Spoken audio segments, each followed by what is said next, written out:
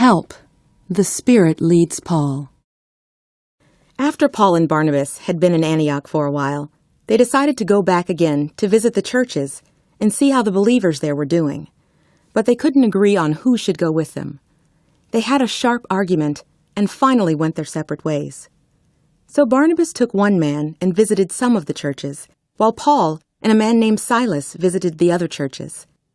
And they encouraged the believers and strengthened their faith, and many more people became believers. Then Paul and Silas continued to travel, wanting to share about Jesus in other places.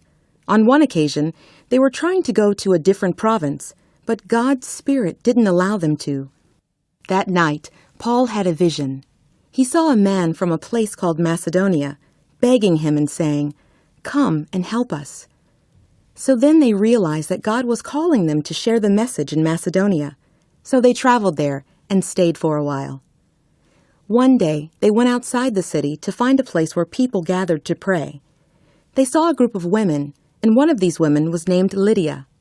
She was a wealthy merchant, and she worshipped God. Paul shared the message about Jesus with these women, and God opened Lydia's heart to respond to Paul's message. And then Lydia and her whole household were baptized, and she told Paul, "If you consider me a believer, come and stay with me." So they went and stayed with her.